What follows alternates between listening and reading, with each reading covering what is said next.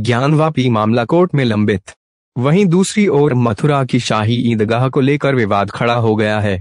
ऐसे में मीम प्रधान असुद्दीन वैसी की आवाज में चेतावनी का लहजा है। भारतीय पुरातत्व सर्वेक्षण ASI ने 25 जनवरी को वाराणसी जिला न्यायालय को सौंपी गई एक रिपोर्ट में कहा कि वाराणसी में ज्ञानवापी मस्जिद की संरचना के नीचे बड़े हिंदू मंदिर मौजूद थे। रिपोर्ट के आधार पर वाराणसी जिला अदालत ने ज्ञानवापी में पूजा और आरती की अनुमति दी। इलाहाबाद हाईकोर्ट में मुस्लिम पक्ष को झटका लगा। फिलहाल ज्ञानवापी मस्जिद के व्यास तहखाना में इबादत की इजाजत के बाद इबादत शुरू हो गई है। यह मामला कोर्ट में विचाराधीन है। वहीं दूसरी ओर मथुरा की शाही ईदगाह मस्जिद पर भी विवाद चल रहा है। ऑल इंडिया मजलिस इत्तेहादुल मुस्लिमीन MIM प्रमुख असदुद्दीन वैसी ने बड़ी चेतावनी दी है। उनकी चेतावनी, मुस्लिम पक्ष किसी भी हालत में वाराणसी में ज्ञानवापी का कब्जा नहीं छोड़ेगा।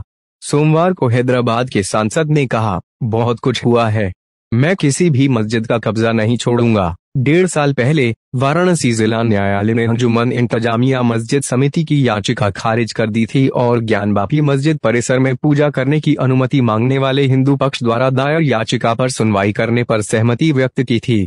तभी वाईसी ने अपनी आशंका व्यक्त की।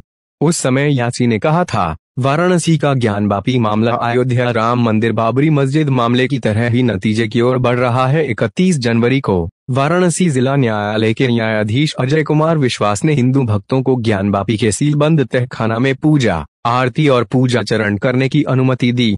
अगले दिन से प्रतिदिन 5 सूत्रीय आरती प्रारंभ हो गई। व्यास तहखाना में पूजा चल रही है। मस्जिद समिति ने पूजा पर रोक लगाने के लिए इलाहाबाद उच्च न्यायालय में अपील की, लेकिन 2 फरवरी को इसे खारिज कर दिया गया। फिर मस्जिद कमेटी ने सुप्रीम कोर्ट का दरवाजा खटखटाया। ऐसी स्थिति में वैसी का दावा है, वाराणसी जिला अदालत के आदेश के परिणाम स्वरूप देश में राम जन्मभूमि बाबरी मस्जिद स्थिति जैसी नई अशांति पैदा होने का खतरा है। इस संदर्भ में उन्होंने 6 दिसंबर 1992 को कार सेवकों के हमले में बाबरी विध्वंस का जिक्र किया। कहा, अगर एक बार फिर प्रतिद्वंद्वी 6 दिसंबर जैसी स्थिति पैदा करना चाहता है तो हम भी देखेंगे कि ऐसा कैसे होता है। हम एक बार धोखा खा चुके हैं और दोबारा धोखा नहीं खाएंगे। ज्ञानवापी के मामले का निपटारा कैसे संभव है? इस सवाल पर वैसी का जवाब था, यह मामला खत्म नहीं होगा, हम इसे कानूनी तौर पर लड़ेंगे। हम अदालत को दिखाएंगे कि हमारे पास क्या दस्तावेज हैं। इसके अलावा वैसी ने बाबरी मस्जिद की स्थिति और ज्ञानवापी की स्थिति के बीच अंतर भी बताया। उनके शब्दों में, हमने ज्ञानवापी में प्रार्थना की।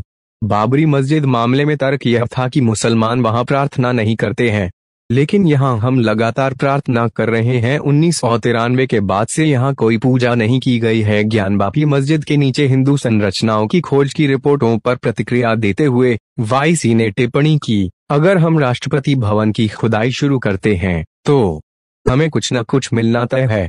हम सैकड़ों वर्षों से उस स्थान पर प्रार्थना करते आ रहे हैं। यासी ने प्रधानमंत्री पर हमला बोलते हुए कहा, देश के मुसलमानों को प्रधानमंत्री पर भरोसा नहीं है। उनके शब्दों में, मुझे मुसलमानों की चिंता है, हमें अपने प्रधानमंत्री पर भरोसा नहीं है। प्रधानमंत्री केवल एक निश्चित आदर्श के लिए अपने संवैधानिक कर्तव्यों का पालन कर रहे